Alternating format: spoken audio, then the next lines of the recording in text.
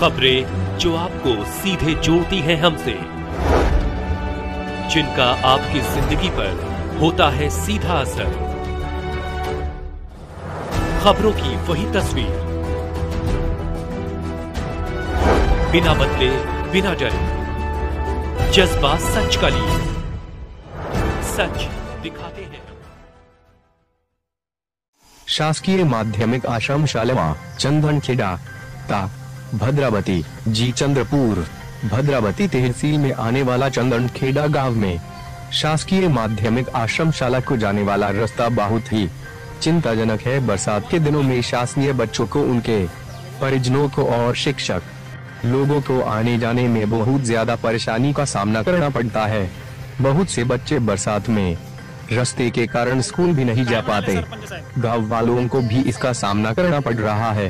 शासकीय माध्यमिक आश्रम शाला के प्रिंसिपल जी सोनू ने सर इन्होंने प्रशासन को कई बार एप्लीकेशन दिए, फिर भी कुछ फायदा नहीं हुआ। जी सोनू ने सर का और गांव का यही कहना है कि रास्ते की तरफ प्रशासन को ध्यान देना चाहिए। बीडीओ साहेबाकडे जाऊन सर एक लेटर देऊन द्यायचं। आता काय वेळानंतर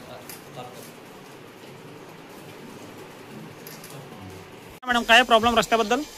रस्त्याचे खूप प्रॉब्लेम आहेत सर। म्हणजे पावसाळ्यामध्ये आम्हाला भयंकर त्रास होतो आणि मोठे मोठे खड्डे पडले आहेत तर पाणी साचून राहतो। मग गाड्या वगैरे असं इकडे शाळेच्या बाजूला ठेवाव्या लागतात आणि ते स्लिप झालं की मुलं पण पडतात, आम्ही पण पडतो आणि हा त्रास आहे आम्हाला सहन करावा लागतो।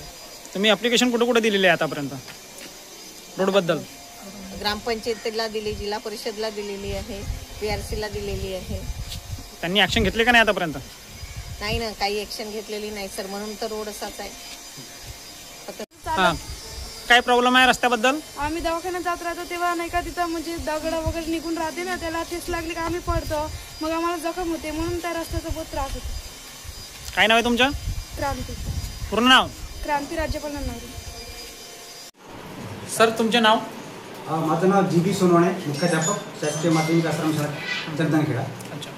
आपला जो गावापासून जो रस्ता आहे शाळेपर्यंत जवळपास 500 मीटरचा आहे, तर तो रस्ता अत्यंत खराब आहे आणि आपल्या शाळेमध्ये 250 निवासी विद्यार्थी राहतात। त्यांचे पालक किंवा आम्हालाही रात्री बेरात्री विद्यार्थ्यांना हॉस्पिटलला न्यावं लागते, त्यामुळे रस्त्याची खूप समस्या आहे। आणि हा रस्ता जो एकदम कच्चा आहे आणि पावसाळ्यामध्ये आम्हाला एवढा त्रास होतो, कारण विद्यार्थी न्यावं लागतात, बाईकने न्यावं लागतात, होऊ शकते की बाईक पडू शकते, कमी जास्त होऊ शकते। म्हणून विद्यार्थ्यांच्या सुरक्षेसाठी आणि आमच्या पालकांच्या सुरक्षेसाठी हा रस्ता चांगला योग्य डांबरीकरण किंवा पक्का व्हावा अशी आमची मागणी आहे। आम्ही याच्यासाठी पत्रव्यवहार केलेला आहे, प्रकल्प कार्यालयाला पत्रव्यवहार केला आहे, माननीय सरपंचांना पण पत्रव्यवहार केला आहे, अजूनपर्यंत कोणतेही काम झालेलं नाही।